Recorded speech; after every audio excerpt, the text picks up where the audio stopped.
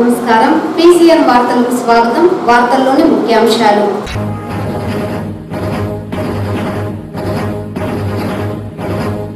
ప్రజా సమస్యల పరిష్కార వేదికలో అందే వినతులను పూర్తి స్థాయిలో పరిష్కరించేలా అవసరమైన అన్ని చర్యలు చేపడుతున్నాం. జిల్లా కలెక్టర్ సుమిత్ కుమార్.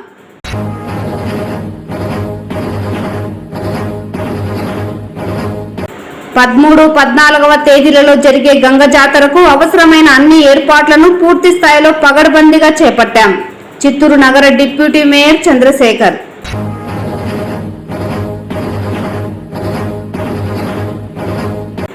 రెండు రోజుల పాటు చిత్తూరు నగరంలో జరగనున్న నడివీధి గంగమ్మ జాతరకు అవసరమైన బందోబస్తుతో పాటు కమాండ్ కంట్రోల్ రూమ్ ఏర్పాటు చేశాం.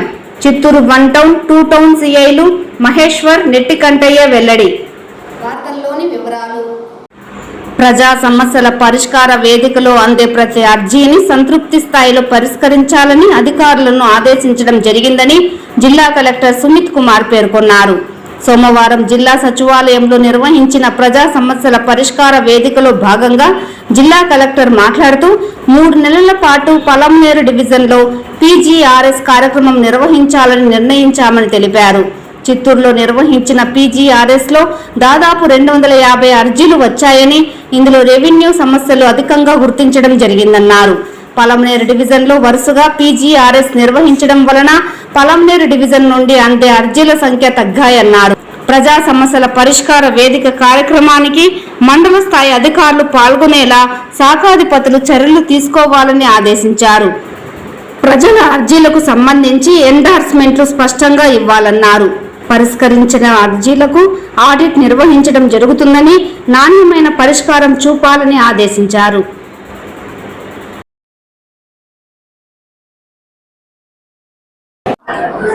ఈరోజు 3 వారం తర్వాత చిత్తూరు జిల్లా హెడ్ క్వార్టర్ లో గ్రీవెన్స్ కార్యక్రమం చేయడం జరిగింది. ముఖ్యంగా 3 వారం పలంనేరులో చేశాము. ప్లాన్ అంటే పలంనేరులో 3 నెలల వరకు చేయాలి. సో ఈ వారం బ్రేక్ ఇవ్వడం జరిగింది. వచ్చే వారం మళ్ళీ పలంనేరుకి వెళ్ళడం జరుగుతుంది. ఎందుకంటే అక్కడ నుంచి గ్రీవెన్సెస్ వస్తున్నాయి. ఆ గ్రీవెన్సెస్ స్టెబిలైజ్ చేయాలి. కానీ ఈ రోజు అబ్జర్వ్ చేయడం జరిగింది, పలంనేరు రెవెన్యూ రేంజ్ నుంచి గ్రీవెన్సెస్ తగ్గినాయి. చాలా మంది జనాలు రాలేదు. మాక్సిమం చూస్తే 250 వరకు గ్రీవెన్సెస్ వచ్చినాయి. ఈ గ్రీవెన్సెస్ రెవెన్యూ సంబంధించి కొన్ని ఎక్కువ గ్రీవెన్సెస్ ఉన్నాయి. సో ఖచ్చితంగా చర్యలు తీసుకుంటాం. కొన్ని రిపీటెడ్ గ్రీవెన్సెస్ కూడా వస్తున్నాయి, ఫ్యామిలీ ఇష్యూస్ వస్తున్నాయి, పార్టీషన్ ఇష్యూస్ వస్తున్నాయి.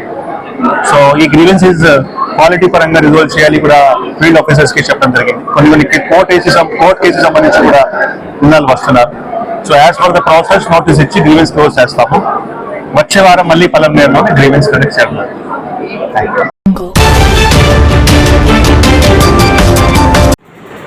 చిత్తూరు నడివీధి గంగ జాతరను పురస్కరించుకొని గిరింపేటలో జాతర ఏర్పాట్లను పగడ్బందీగా పూర్తి చేయడం జరిగిందని చిత్తూరు నగర డిప్యూటీ మేయర్ చంద్రశేఖర్ తెలిపారు. ఈ సందర్భంగా ఆయన మీడియాతో మాట్లాడుతూ 13, 14వ తేదీలలో నడివీధి గంగమ్మ జాతరను అంగరంగ వైభవంగా నిర్వహించనున్నట్లు పేర్కొన్నారు. ఇప్పటికే చాటింపుతో పాటు భక్తులు అమ్మవారికి పొంగల్ను నైవేద్యాన్ని కూడా సమర్పించారని, మంగళవారం ఉదయం అమ్మవారికి తొలి పూజ నిర్వహించి భక్తులకు దర్శన ఏర్పాట్లు చేయనున్నట్లు వెల్లడించారు. ప్రతి ఏడాదిలాగే ఈ ఏడాది కూడా భక్తులకు ఎలాంటి అసౌకర్యం కలగకుండా అన్ని ఏర్పాట్లను పూర్తి చేశామన్నారు. గంగ జాతరను పురస్కరించుకొని చిత్తూరు నగరంలో నుండే కాక ఇతర రాష్ట్రాల నుండి కూడా అధిక సంఖ్యలో భక్తులు అమ్మవారి దర్శనార్థం వస్తుంటారని, బ్యారికేడ్ల ఏర్పాటు, చలువ పందిళ్లు, తాగునీరు, మజ్జిగ వంటి వాటిని కూడా అందుబాటులో ఉంచడం జరిగిందన్నారు. ఎలాంటి అవాంఛనీయ ఘటనలు చోటు చేసుకోకుండా కట్టుదిట్టమైన పోలీసు బందోబస్తు కూడా ఏర్పాటు చేశామని ఈ సందర్భంగా డిప్యూటీ మేయర్ చంద్రశేఖర్ మీడియాకు వివరించారు.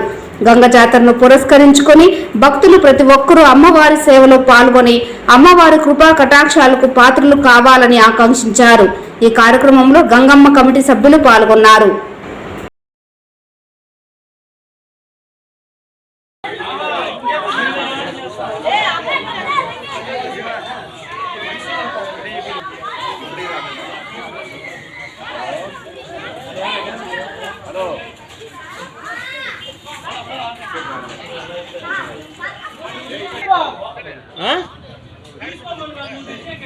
అర్థం కాలే? లేదు లేదు, నేను డాడీకి ఫోన్ చేస్తే మీ నెంబర్ ఇచ్చినారు, నేను ఫోటో తీసుకున్నారు కదా మీరు. వాళ్ళు నిన్న పోలీసు వాళ్ళకి ఇచ్చినారు కదా, ఇప్పుడు ఎస్ఐ సార్ ఫోన్ చేసినారు 1 టౌన్.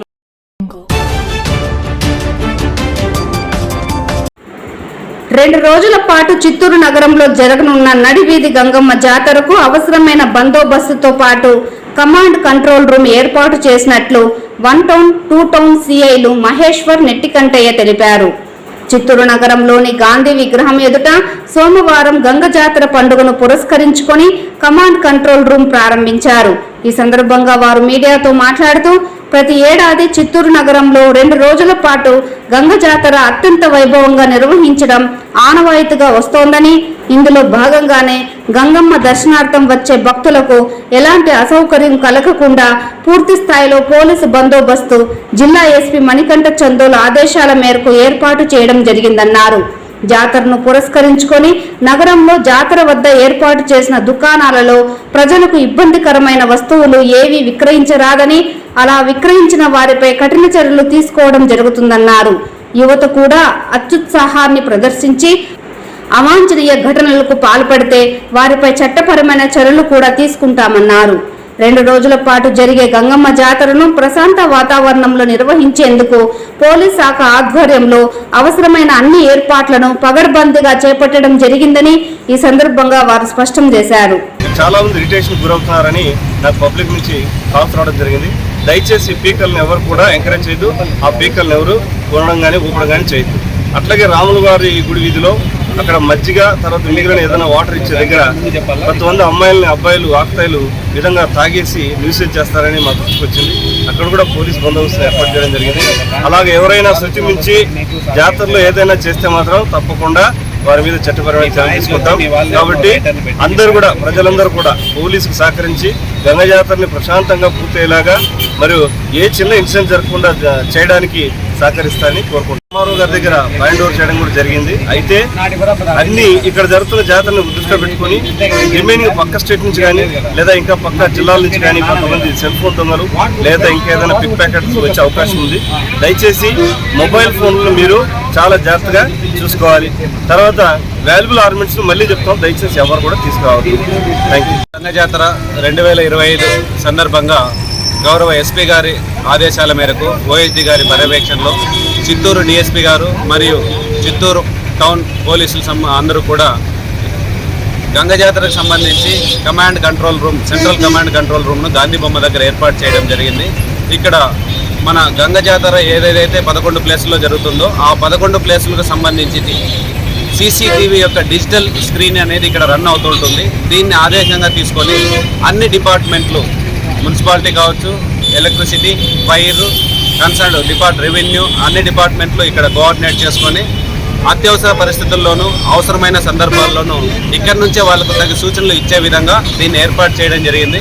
ఇక్కడ వచ్చి డిఎస్పీ స్థాయి అధికారి మరియు ఇన్స్పెక్టర్ స్థాయి అధికారి పర్యవేక్షణ చేస్తూ ఉంటారు. అదేవిధంగా గంగ జాతర బందోబస్తుకు ఏ క్షణంలో ఎవరెక్కడ పోవాలా, ఎక్కడెక్కడ రూట్స్, ట్రాఫిక్ సంబంధించి ఏమేమి ఆంక్షలు ఉన్నాయి, ఎక్కడెక్కడ డైవర్షన్ పాయింట్స్ ఉన్నాయి అనేటివి కూడా తెలియజేయడం జరుగుతుంది. దానికి సంబంధించిన అప్లికేషన్ను మరియు మ్యాప్స్ని, ఫ్లెక్సీస్ని అన్ని మెయిన్ జంక్షన్స్ వద్ద ఏర్పాటు చేయడం జరిగింది. ప్రజలందరూ దాన్ని గమనించి ఆ విధంగా మాకు మరియు గంగ జాతర కమిటీకి సహకరించవలసిందిగా వాళ్ళందరినీ కూడా మేము రిక్వెస్ట్ చేస్తున్నాము. ఇది పోలీసుల తరపు నుంచి మా యొక్క విన్నపం.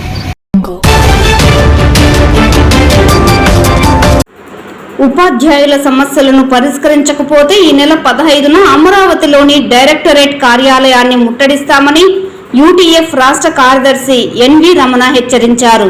సోమవారం చిత్తూరు జిల్లా విద్యాశాఖ కార్యాలయం ఎదుట యూటీఎఫ్ ఆధ్వర్యంలో ఉపాధ్యాయులు ఒకరోజు నిరసన కార్యక్రమాన్ని చేపట్టారు.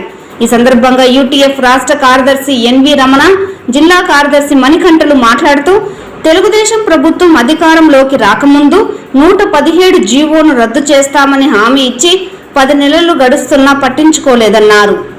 మెగా డిఎస్సిని పారదర్శకంగా నిర్వహించాలని 1:20 మేరకు బదిలీలు చేపట్టాలని, ఉపాధ్యాయుల పదోన్నతులలో పారదర్శకత పాటించాలన్నారు. సమస్యలపై ఖచ్చితంగా స్పష్టత ఇవ్వాలని, లేని పక్షంలో 15న డైరెక్టరేట్ ముట్టడిస్తామని యూటీఎఫ్ నాయకులు హెచ్చరించారు. యూటీఎఫ్ రాష్ట్ర కార్యదర్శి ఈరోజు యూటీఎఫ్ రాష్ట్ర సంఘం ఇచ్చిన పిలుపులో భాగంగా అన్ని జిల్లాల విద్యాశాఖ కార్యాలయం ఎదుట ఉపాధ్యాయ సమస్యలను పరిష్కరించాలని మేము ఈ నిరసన కార్యక్రమం చేపడుతున్నాము. రాష్ట్ర ప్రభుత్వం నూతనంగా అధికారంలోకి వచ్చినప్పటి నుండి జీవో నెంబర్ 117 రద్దు చేస్తామని చెప్పి ఈ రోజుకి కూడా ఒక స్పష్టత లేకుండా ఉపాధ్యాయులను పాఠశాలలను గందరగోళానికి తీసుకొచ్చినటువంటి పరిస్థితి. ఉపాధ్యాయ సంఘాలుగా ప్రతి శుక్రవారం అమరావతిలో మేము సమావేశం ఏర్పాటు చేసి సమస్యల పరిష్కారం చేస్తున్నామని చెప్పారు. అధికారుల నియంతృత్వంతో ఈరోజు ఏ ఒక్క సమస్య కూడా క్షేత్రస్థాయిలో పాఠశాలను బలోపేతం చేసే పరిస్థితులు లేదు.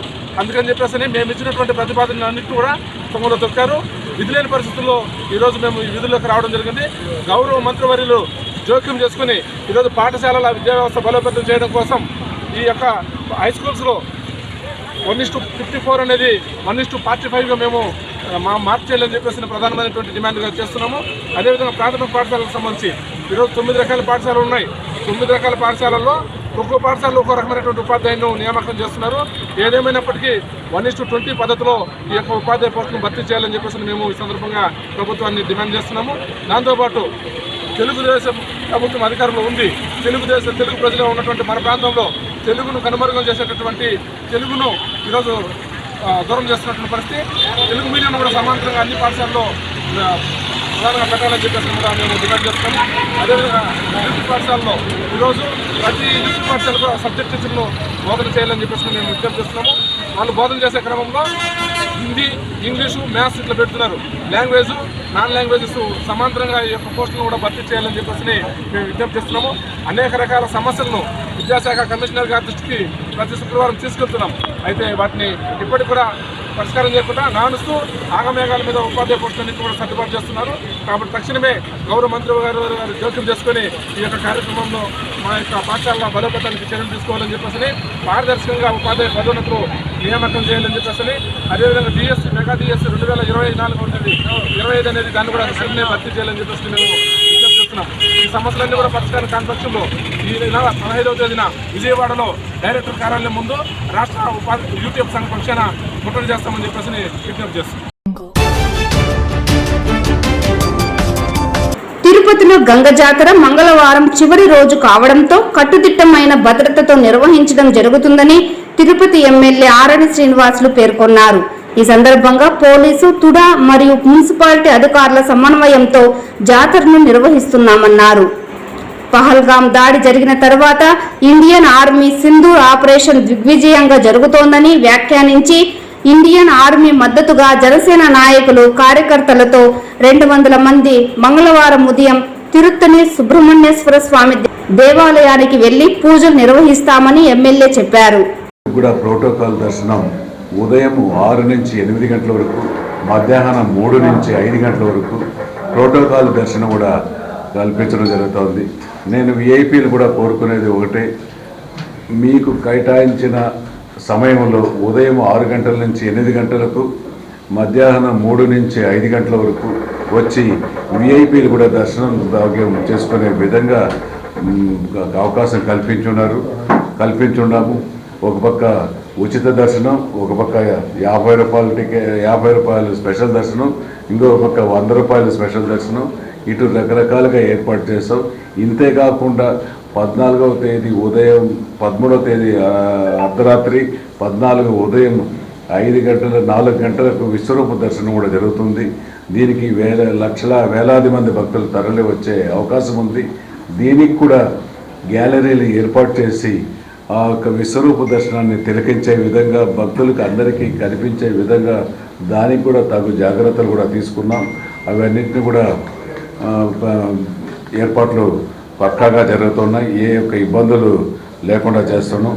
ప్రజలందరూ కూడా, నేను తిరుపతి ప్రజలు కోరుకునేది ఒకటే, గంగ జాతర, గంగమ్మ తల్లి ఆశీర్వాదాలు అందరికీ ఉండాలని కోరుకుంటూ, రేపు ఆఖరి రోజు కాబట్టి అందరూ కూడా ఎక్కడికక్కడ ఇబ్బందులు లేకుండా మీరు గంగమ్మ తల్లి ఆశీర్వాదాలు పొందాలని కోరుకుంటూ ఈ యొక్క సంకేతాలు మీకు ఇవ్వడం జరుగుతూ ఉంది.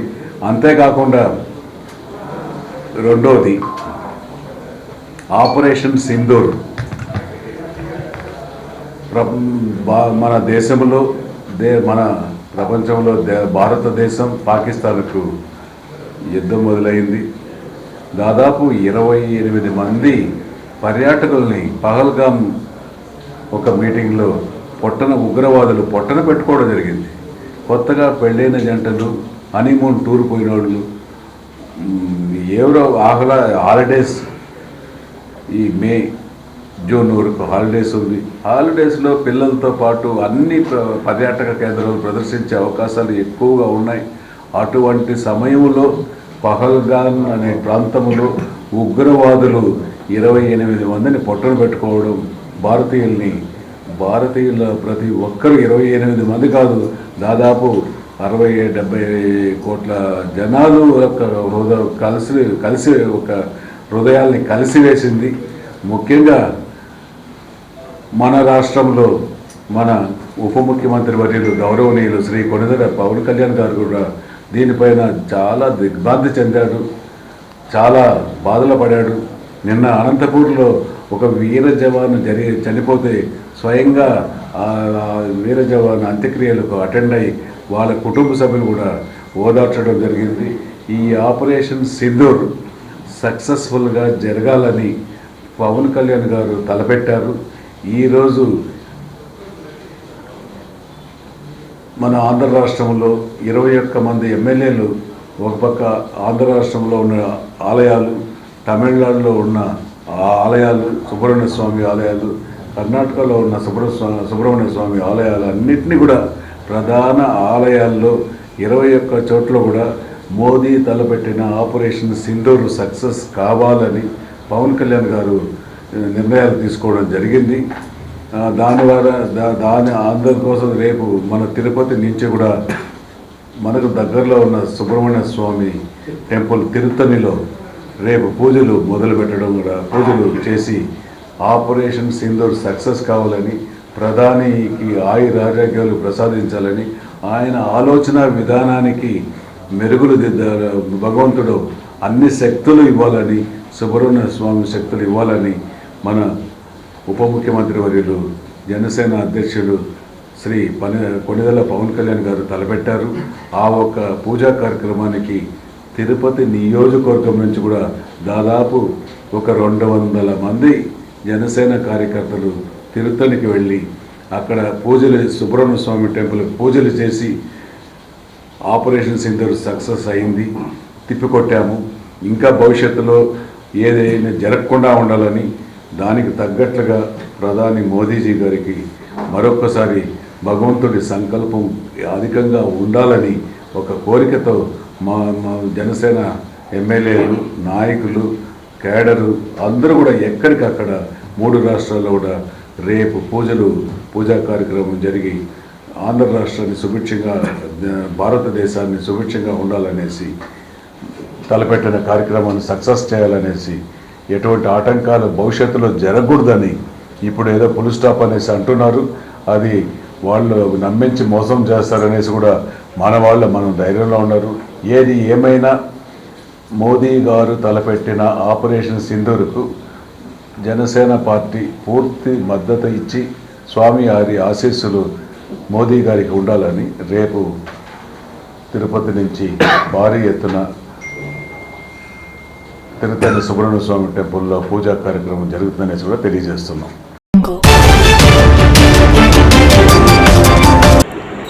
మాజీ మంత్రి విడుదల రజనీపై పోలీసులు చేసిన దౌర్జన్యాన్ని తీవ్రంగా ఖండిస్తున్నామని చిత్తూరు నగర డిప్యూటీ మేయర్ చంద్రశేఖర్ తెలిపారు. సోమవారం వైసీపీ పార్టీ కార్యాలయంలో ఏర్పాటు చేసిన మీడియా సమావేశంలో డిప్యూటీ మేయర్ చంద్రశేఖర్ మాట్లాడుతూ, దళిత మాజీ మంత్రి విడుదల రజనీ గాయాల పాలైన సర్పంచ్ కుటుంబాన్ని పరామర్శించడానికి వెళ్లగా పోలీసులు అడ్డుకొని దౌర్జన్యం చేయడం అప్రజాస్వామ్యానికి నిదర్శనమన్నారు. బీసీ దళిత మహిళలపై కూటమి ప్రభుత్వం వరుసగా దాష్టీకాలకు పాల్పడుతోందని, ఇది ప్రజాస్వామ్యం విరుద్ధమని ఆగ్రహం వ్యక్తం చేశారు. గుంటూరు జిల్లాలోని కంతెరులో పార్టీ ఎంపీటీసీ దళిత మహిళ అయిన కల్పనను అర్ధరాత్రి 3 గంటల ప్రాంతంలో పోలీసులు దౌర్జన్యంగా అరెస్టు చేయడం బాధాకరమని వాపోయారు. అలాగే విడుదల రజనీపై చిలకలూరిపేట రూరల్ సిఐ సుబ్బనాయుడు అనుచితంగా ప్రవర్తించడమే కాకుండా దౌర్జన్యంగా కారులోకి చొరబడి హంగామా సృష్టించాడని, కూటమి ప్రభుత్వం ఏర్పడ్డాక మహిళలతో పాటు ప్రజలకు కూడా రక్షణ లేకుండా పోతోందని పేర్కొన్నారు. కూటమి ప్రభుత్వం చేస్తున్న దాష్టికాలకు రాబోయే రోజుల్లో వైకాపా ప్రభుత్వం తగిన గుణపాఠం చెప్పడం తథ్యమని ఈ సందర్భంగా ఆయన స్పష్టం చేశారు. ఈ కార్యక్రమంలో అధిక సంఖ్యలో వైసీపీ నాయకులు, కార్యకర్తలు తదితరులు పాల్గొన్నారు. పోలీసు వాళ్ళు వ్యవస్థనే పనిచేస్తుంది. అదే కాకుండా విడతల రజనీ గారు, అతను వైఎస్ఆర్ పార్టీ నాయకులు శ్రీకాంత్ రెడ్డి గారు వాళ్ళందరితో కలిసి కారులో వస్తూ ఉంటే కారును కూడా అడ్డగించి ఆమెని ఇష్టం వచ్చినట్టు మాట్లాడి, ఎందుకు మీరు అనవసరంగా శ్రీకాంత్ రెడ్డిని అరెస్ట్ చేయాలంటున్నారని ఆమె ప్రశ్నించినందుకు, పార్టీకి సంబంధించిన వ్యక్తిని అరెస్ట్ చేయడానికి ఆమె ప్రశ్నించినప్పుడు ఆమెని అడ్డగించి మీరెవరు, మీకు సమాధానం చెప్పాల్సిన అవసరం లేదు మీకు అని ఇచ్చేయడం జరిగింది. ఇలాగ మహిళలు, అది కూడా దళిత మహిళలు, దళితులు అని కూడా ఎవరైనా కూడా ఆలోచన లేకుండా పోలీస్ వ్యవస్థ ఆ గుంటూరు జిల్లాకు సంబంధించిన అక్కడే ఒక రూరల్ సిఐ తెలుగుపేటలో ఆయన సుబ్బానాయుడు అని ఆయన కొంచెం రౌడీలాగా ప్రవర్తించడం జరిగింది. ప్రతి ఒక్కరు కూడా చూడొచ్చు. పేపర్ క్లిప్పింగ్స్ కూడా ఎలా అంటే వాళ్ళని లాగడము, తిట్టడము, ఆ విధంగా ఉంది ఫొటోస్. అంటే పోలీసు వాళ్ళు అనేవి వచ్చి సుప్రీంకోర్టు గైడ్లైన్స్ ప్రకారం కానీ హైకోర్టు ద్వారా కానీ వాళ్ళు ఇచ్చిన గైడ్లైన్స్ ఫాలో అయ్యి ఎలాంటి కేసులు ఏ విధంగా చేయాలా, ఇన్వెస్టిగేషన్ కానీ ఏ విధంగా మహిళలతో ప్రవర్తించాలనేది ఉండాలి. మహిళా దళితులు కావచ్చు, ఇంకొకరు కావచ్చు, మహిళల్ని హ్యాండిల్ చేసేటప్పుడు కేసుకు సంబంధించి అరెస్ట్ చేయడం కానీ విచారించాలంటే కనీసం మహిళా పోలీస్ కానిస్టేబుల్ కానీ, లేదు మహిళా ఎస్ఐలు కానీ, సిఐలు కానీ వీళ్ళు వెళ్ళి వాళ్ళని తీసుకోవాలా కస్టడీకి.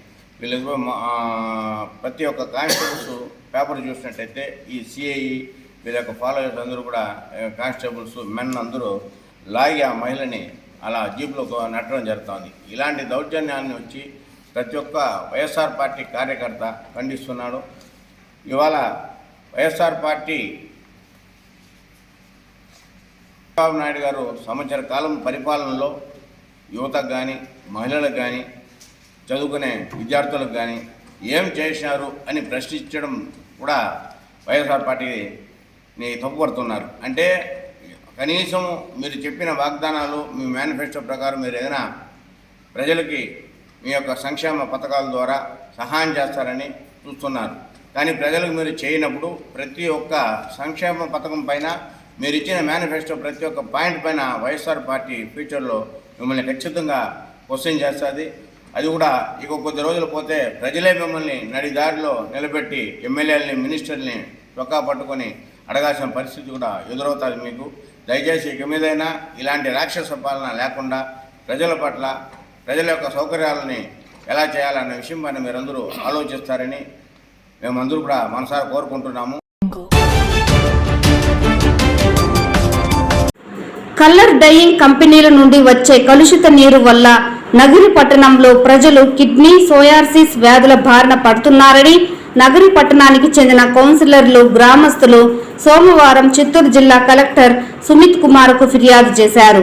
ఈ సందర్భంగా బాధితులు భాస్కర్, గజేంద్రలు మాట్లాడుతూ 24 సంవత్సరాలుగా నగిరి పట్టణంలో 16 పైగా కలర్ డ్రైయింగ్ కంపెనీలు ఉన్నాయన్నారు. ఈ కంపెనీ నుండి వచ్చే వ్యర్థపు నీరు గ్రామంలో ప్రవహించడం వల్ల నీటిలో కెమికల్స్ కరిగి కలుషిత నీరు తయారైందన్నారు.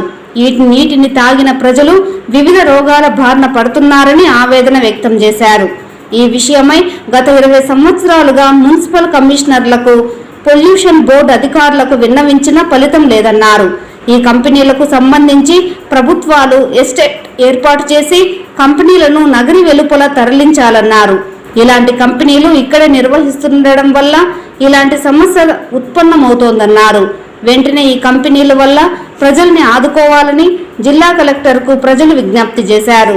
ఈ కార్యక్రమంలో గ్రామస్తులు ఇంద్రారెడ్డి, ముని తదితరులు పాల్గొన్నారు. అది ఉప్పు శాతం, మళ్ళీ రంగు నీళ్లు వేరే. మీకు ఒక వీడియో చూపిస్తాను. మున్సిపల్ వాటర్లో వచ్చే నీళ్ళు ఇవి. ఇటువంటి దుర్భర పరిస్థితిలో నగిరి ప్రజలు, నగిరి చుట్టుపక్కల గ్రామాలంతా బతుకుతున్నాయంటే ఎటువంటి పరిస్థితిలో మేము బతుకుతున్నామో మా సమస్యని కలెక్టర్ గారైనా పరిష్కరిస్తారని ఈరోజు ఆశించి ఆయనకు మేము రిక్వెజేషన్ ఇవ్వడానికి వచ్చినాం. నగిరి మున్సిపాలిటీకి సంబంధించిన దాదాపు 24 సంవత్సరాలుగా 16 డైయింగ్ కంపెనీ రన్ అవుతూ ఉంది. ఆ రన్నింగ్ అయ్యే వల్ల 16 కంపెనీ వల్ల దాదాపు 50,000 పైన సోరియాసిస్, డయాలిసిన్, కిడ్నీ, క్యాన్సర్ అనేక రకాల వ్యాధులు వచ్చి ఉండాలి. కానీ ఏ గవర్నమెంట్ వచ్చినా ఇంతవరకు దాని మీద చర్చ తీసుకోవాలా. మేము మాత్రం ప్రజలందరూ ఒకటిగా కలుసుకొని 24 సంవత్సరాలుగా అనేక సంఘాలు పోరాడుతుంది, అనేక పార్టీలు పోరాడుతూ ఉంది, ప్రజలు పోరాటాలు చేస్తూ ఉన్నారు. ఇంతవరకు రాజకీయం మారుతాదే కానీ ప్రజలకు మార్పు రాలా. ఆ కంపెనీ నిరంతరంగా మూసేయాల. నగిరి టౌన్లో వాళ్ళకని సపరేట్గా ఇండస్ట్రియల్ ఏరియా గవర్నమెంటే ఇచ్చిన ల్యాండ్కు కొమ్మని దాదాపు ఈ ఉండే అందరూ కౌన్సిలర్లే మేమంతా కలుసుకొని కోర్టులో కేసు వేసినాము, మూసినారు. మళ్ళీ ఈ కలెక్టర్ ఆరు కంపెనీకి పర్మిషన్ ఇచ్చుండాము, తెరవమని చెప్పినారు.